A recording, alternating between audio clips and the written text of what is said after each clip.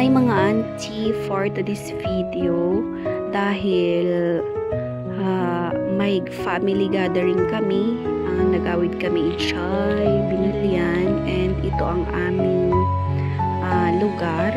Madami siyang kakalipine tree, and then ang gandang magkape sa umaga kan gaputa breakfast apan kami agala iti breakfast mabagala ti mabali nga ilaw iti breakfast. So kadawak dagitoy antik jay kabsat ni nanang ko nga apan kami ag-exercise apan kami lang agala iti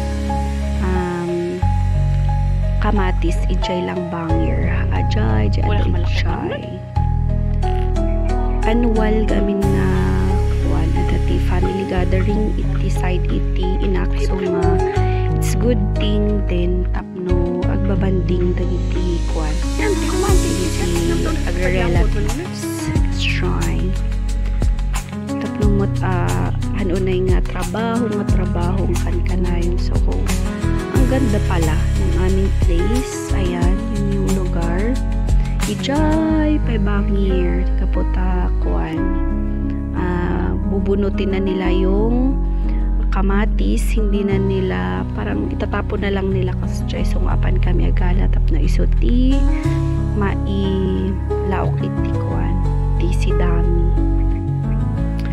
Ang ganda pala, ngayon ko lang na-realize na maganda pala ang aming place, and we are blessed na adapay lang dagiti pine tree nga napukan. So hopefully sana mapanatili na madami pa rin pine tree. So ayan, agricultural area ang aming place. So ang daming ano dyan, may kadadagiti garden cause joy magmag na kamita bigbigat pa imitan unay nga napudot iti darang iti init. Yan yung area namin. Diyan kami naglalaro nung bata pa kami. At amot diya ito yung view ng ancestral home. Banda iti tatang ni at ati makita binigat nga bumangon ka kasta. So ganda pala. Ngayon ko lang na-realize. So ayun, ajay nila daw kami anak nakaala da antik da panagala. So ayan yung sinasabi ko kanina nga tomato nga kamatis nga ibiling dadagita. So katanda manin iti another crop nuhan nga maibiling lang ata. So nga pagpatin na dala. So ayun, subli kami manin magmag na kami. Ayan na yun, nagsubli kami ni ijay balay. Ugasan ko tong nakuha namin kamatis. Mabilim nga daw ti alain mi kumangum sayang lang gami. So nga tinalam milangay kat diyay sapat lang para sa amin. And then hugasan muna natin ng very light at yung tubig namin na nag-uumapaw. Hugasan muna, shake ayun. Mas mas prefer namin yung hindi pa hinog, yung hindi pa red. Mas prefer namin na kapag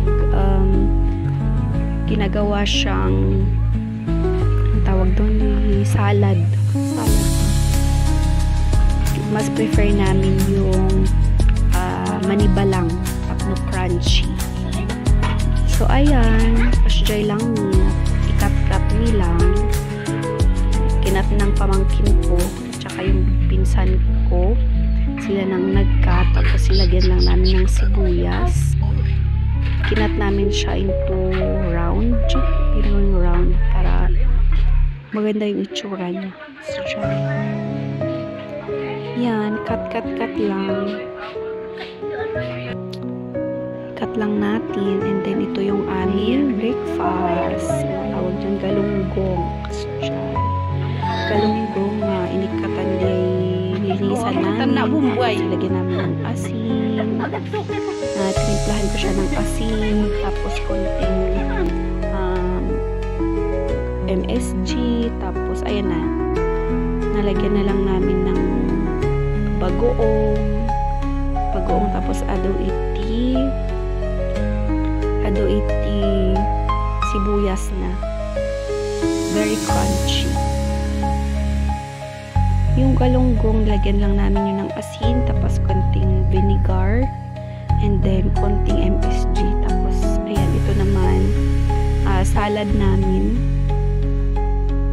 Fresh nga kamatis, hindi na nahanmin nga inluto, kasta na laptan.